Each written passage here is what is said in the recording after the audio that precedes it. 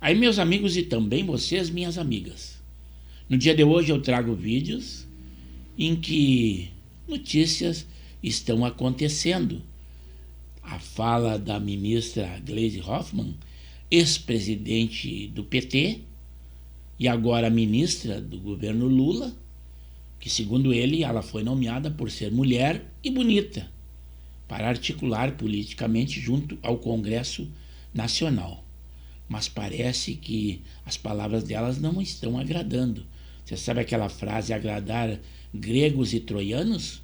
Pois a fala dela, acontecida nesse 10 de abril, não agradou nem ao Supremo Tribunal Federal e nem aos petistas.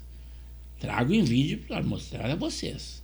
Também palavras da primeira-dama, da Janja, e para que vocês deduzam e reflitam o que representa o que ela falou em outra oportunidade.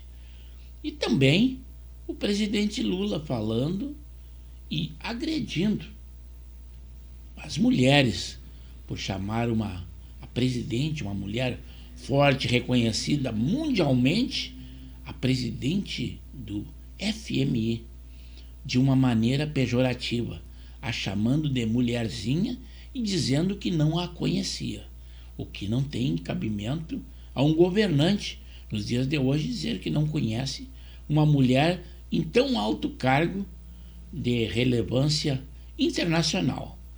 Mas vamos então à palavra da ministra Gleisi Hoffmann. E olha só. E de fato, falar sobre anistia ou mediação de pena ou redução de pena, enfim, em relação a algumas pessoas do 8 de janeiro, eu acho que é plenamente defensável do ponto de vista de muitos parlamentares que estão ali. Talvez a gente até tenha que fazer essa discussão mesmo no Congresso. Agora, o que não pode acontecer é uma anistia àqueles que conduziram o processo do golpe no país.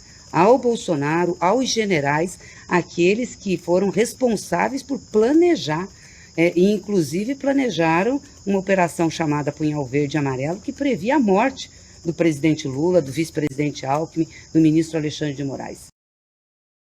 Fala de Gleisi sobre anistia revolta ministros do STF. Absurdo! Loucura! Na quinta-feira 10, a ministra de Relações Institucionais disse ser defensável do ponto de vista de alguns parlamentares discutir anistia ou redução de pena para alguns envolvidos no 8 de janeiro e que a gente até pode fazer essa discussão no Congresso.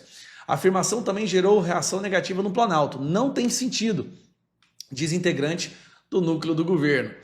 A forma como a ministra de Relações Institucionais, Gleisi Hoffmann, tratou na quinta-feira a anistia para envolvidos do 8 de janeiro revoltou alguns ministros do Supremo Tribunal Federal.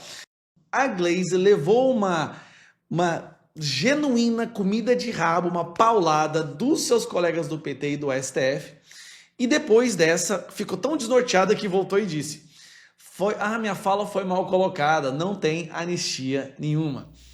Nos parece que o presidente Lula não está controlando muito os seus ministros e ministras, dizem.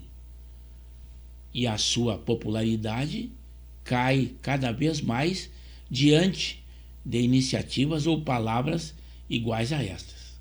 Mas também palavras que foram ditas pela primeira-dama, embora esta, o presidente, não tem controle. Ele disse que ela vai aonde quiser, vai estar onde quiser, mas palavras delas cabem uma reflexão, falando sobre o 8 de janeiro. Será que ela fez algo para consequências do que está acontecendo no dia de hoje? Vejam o que ela falou e reflitam. Você prestou atenção no que a Janja falou numa entrevista sobre o Bolsonaro se tornar réu? Eu vou repetir o que ela disse. Vamos deixar acontecer o que tiver que acontecer. Se tinha alguma coisa que eu tinha que contribuir, eu fiz no dia 8 de janeiro. Tinha alguma coisa que eu podia contribuir, eu fiz no dia 8 de janeiro. Você entendeu isso? Porque se isso não for um ato falho, eu sou Freud reencarnado. Na psicanálise, isso é chamado de Freud Sleep, o escorregão da mente onde o inconsciente se manifesta sem querer ou querendo demais. Ela poderia ter dito qualquer outra coisa, mas escolheu justamente a data dos ataques em Brasília. Depois ainda solta um sorrisinho, olha para o lado como quem sabe que falou demais. Que eu podia contribuir, eu fiz no dia 8 de janeiro. Isso revela mais do que 1000 discursos oficiais. E não é uma teoria da conspiração. É discurso mal disfarçado. Quer saber quem está por trás do caos? Escuta menos o que eles querem dizer e mais os atos falhos que eles deixam escapar.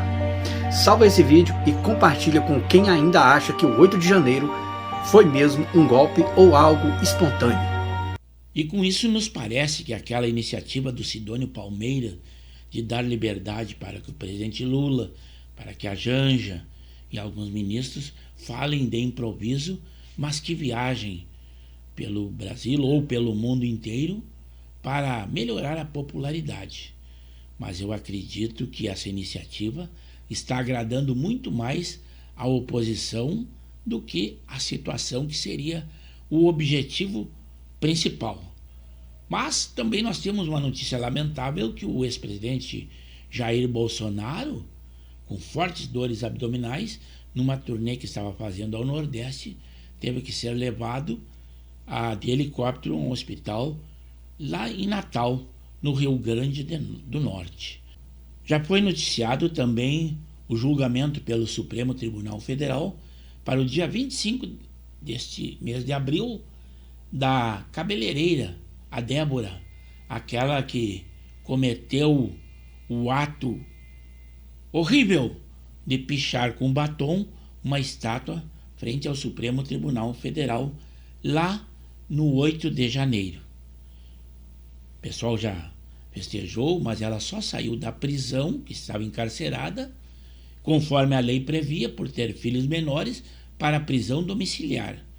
Mas continua presa, basta dizer que cheia de restrições e tornozeleira eletrônica. Mas agora será o julgamento. E ela se tornou o símbolo, inclusive, chamada da mulher do batom.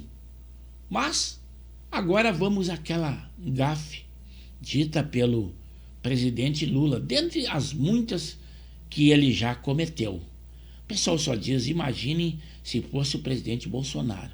Esqueçam, o presidente Bolsonaro não é mais presidente.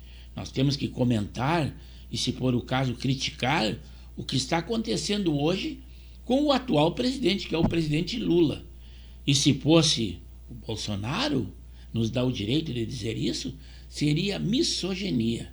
E as feministas estariam pulando, mas ele, de uma maneira pejorativa, chamando essa mulher tão importante no mundo internacional, e além disso, ela ser mulher desta forma, não tem cabimento, e ainda pior, dizer que não a conhecia.